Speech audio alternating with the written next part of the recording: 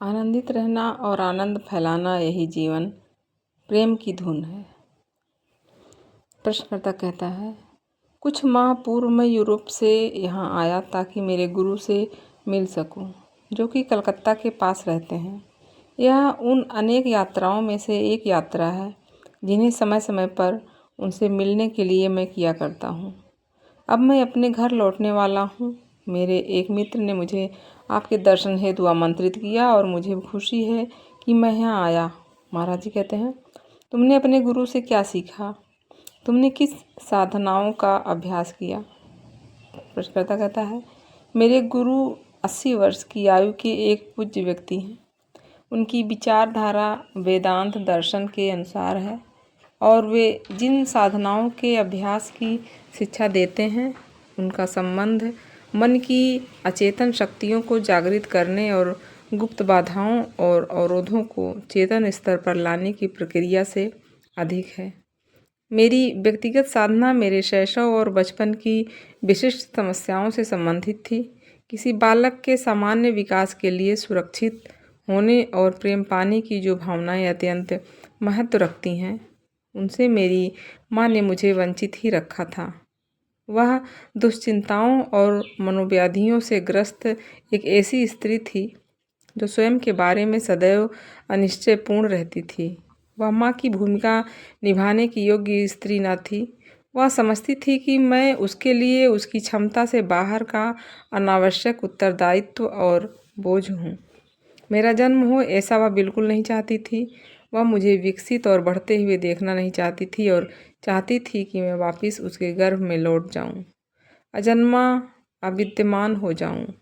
मुझमें हो रही जीवन की हर गतिविधि का उसने प्रतिरोध किया।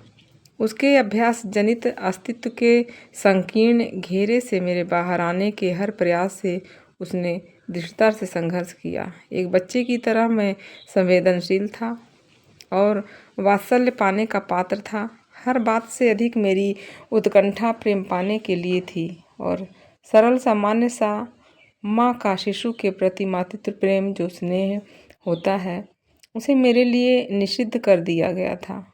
बच्चे के द्वारा माँ के लिए हो रही खोज यही मेरे जीवन का निर्देशक ध्येय बन गया और मैं इतना विकसित कभी न हो पाया कि इस सबसे ऊपर उठ सकूं। एक प्रसन्न बच्चा, एक हंसता हुआ बचपन मेरी ग्रंथि ही बन गए। गर्भावस्था, जन्म, शैशव, इन सब के प्रति मेरी प्रगाढ़ रूप से भावनात्मक रुचि हो गई। एक प्रसूति विशेषज्ञ के रूप में मेरी कुछ ख्याति भी हो गई थी और मेरे वेदना रहित शिशु जन्म की विधि के विकास में भी अपना योगदान दिया। एक प्रसन्न माँ का प्रसन्न बालक, यही मेरे जीवन भर मेरे जीवन का आदर्श बना रहा। मेरी माँ भी सदैव यही थी, स्वयं अप्रसन्न और असंतुष्ट, और मुझे भी प्रसन्न देखने की अनिच्छुक तथा अक्षम। इस सब की अभिव्यक्ति विचित्र तरीकों से हुई।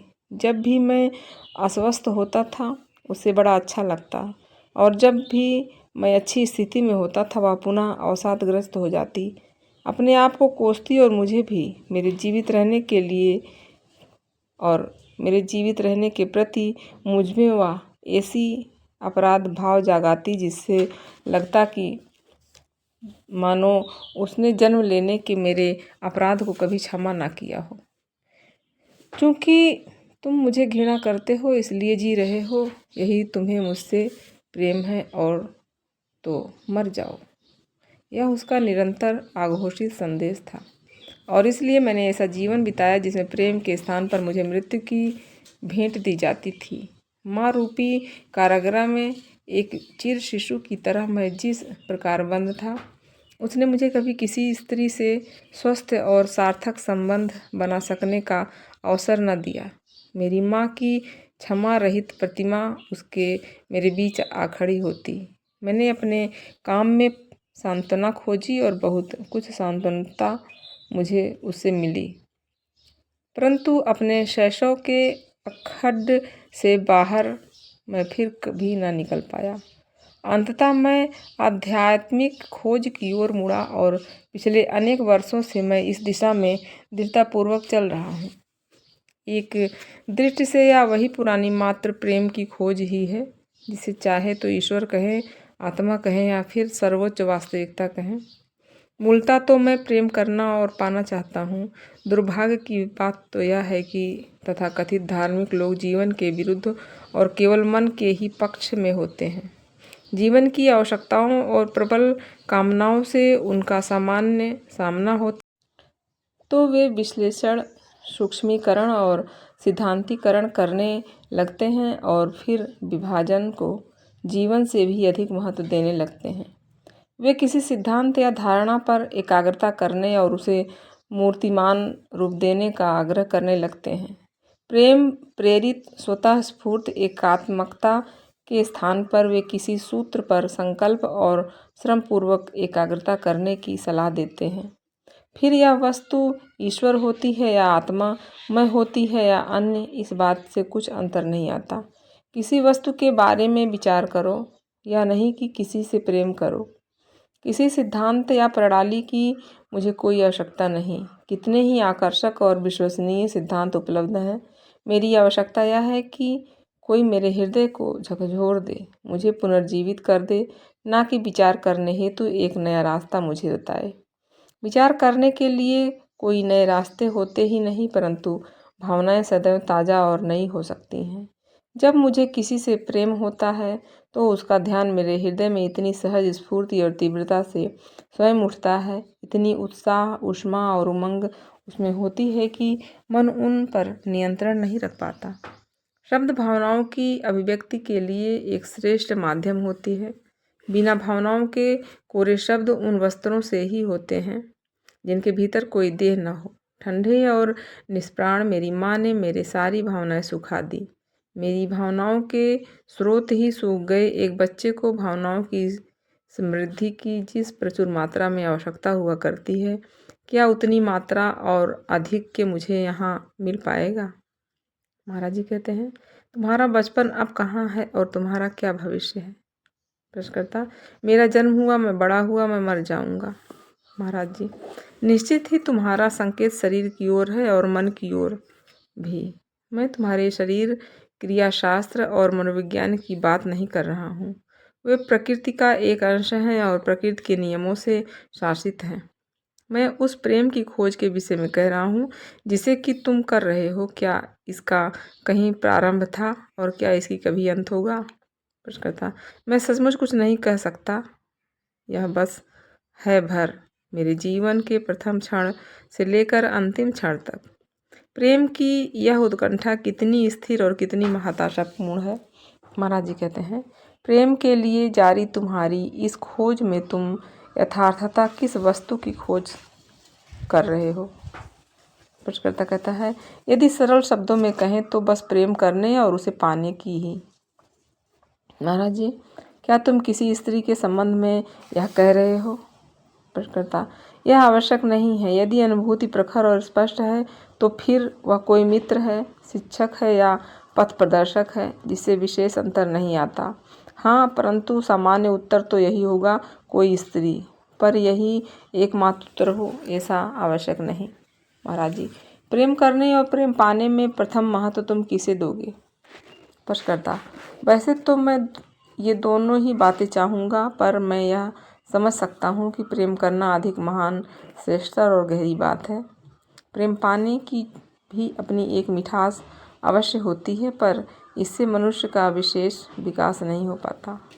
महाराज जी कहते हैं, क्या तुम स्वतः स्फूर्त प्रेम कर सकते हो या तुम में प्रेम को जागृत करने के लिए प्रेरणा आवश्यक होती है? प्रश्नकर्ता, प्रेम करने के लिए यह तो आवश्यक ही है कि कोई प्रेम के योग्य मिले भी। मेरी माँ ने केवल प्रेम कर सकने में ही अक्षम थी, वरन वह प्रेम पाने की पात्र भी नहीं थी। महाराज जी, और कौन सी बात है जो किसी व्यक्ति को प्रेम पाने के योग्य बना देती है? क्या प्रेम पा लेना ही व्यक्ति को प्रेम पाने के योग्य नहीं बना देता? पहले तुम प्रेम करते हो और बाद में इसके लिए कारणों को खोजते हो। प्रश्नकर्ता, संभव है कि यथार्थ में ठीक विपरीत ही होता हो। व्यक्ति उसी से प्रेम करता है जो उसे प्रसन्न करता हो। महाराज जी कहते हैं, पर कौन सी वस्तु तुम्हें प्रसन्न करती है? प्रश्नकर्ता, इस बारे में कोई निश्चित नियम नहीं हो सकता, यह पूरा विषय ही अत्यंत विशिष्ट प्रकार का है और इस बारे में पहले से कोई भविष्यवाणी नहीं की जा सकती। महाराज जी, बिल्कुल ठीक। तुम इसे किन्हीं भी शब्दों में क्यों ना कहो, पर जब तक तुम प्रेम में नहीं होते तब तक प्रसन्नता संभव नहीं। पर क्या प्रेम सदैव प्रसन्नता ही देता है? क्या प्रसन्नता और प्रेम का संग एक प्रारंभिक अवस्था शैशव अवस्था भर नहीं होती? जब प्रिय पीड़ा में होता है तब क्या तुम भी पीड़ा नहीं उठाते? और पीड़ा होने पर भी क्या तुम प्रेम करना बंद कर देते हो? क्या प्रेम और प्रसन्नता अनिवार्यता साहचर्य रखते हैं? क्या प्रेम सुख की आकांक्षा भर होता है? प्रश्नकर्ता, बिल्कुल नहीं। प्रेम में अत्यंत पीड़ा हो यह भी संभव है। महाराज जी, फिर प्रेम क्या है? मन की किसी अवस्था की अपेक्षा क्या इसकी अधिक अभिन्नता होने मात्र ही से नहीं होती? क्या प्रेम करने के पहले यह जानना आवश्यक होता है कि तुम प्रेम करते हो? क्या अपनी माँ से तुम अनजाने ही प्रेम नहीं करते थे? उसके प्रेम को पाने की तुम्हारी प्यास, उसे प्रेम कर पाने के एक अवसर की खोज, क्या यह स्वयं प्रेम की ही गतिविधि नहीं है?